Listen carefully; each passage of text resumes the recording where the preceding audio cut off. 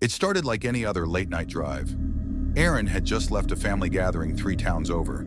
It was nearly 2 a.m. when he turned off the highway and onto Route 47, a narrow 2-lane road winding through forested hills and forgotten farmland. He liked these roads. Quiet, still, peaceful. The first hour passed uneventfully. Headlights pierced the dark like twin knives, slicing through the thick mist that crept in like a slow tide. The occasional deer darted off into the woods. Static crackled through the radio, but Aaron kept it on low for the company. Then, something changed. The air felt wrong. He couldn't explain it, but a sudden pressure built in his chest. The temperature dropped sharply. His breath fogged the inside of the windshield.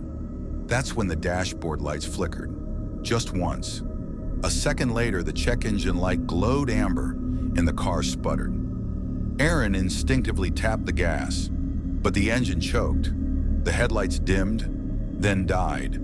He coasted to a stop on the shoulder near mile marker 313, a weather-worn green sign barely visible through the mist. No signal on his phone. He restarted the car. Nothing. He popped the hood and got out.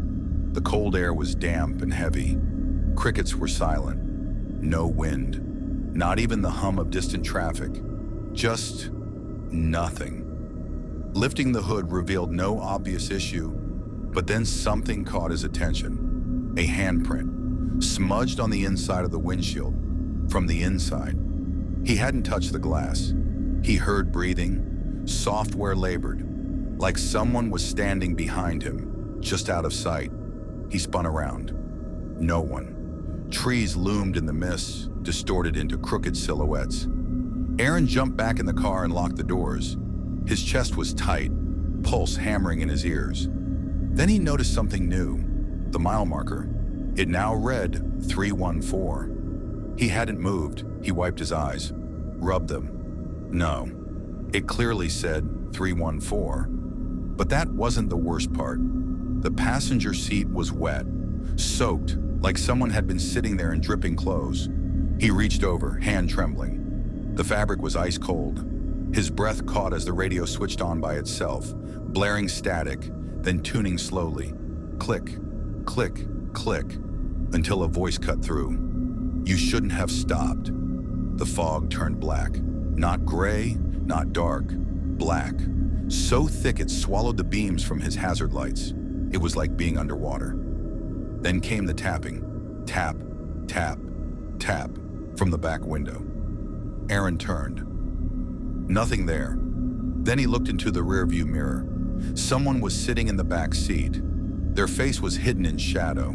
All he could see were 2 reflective white eyes, like an animal's in headlights. He didn't dare move, didn't dare breathe.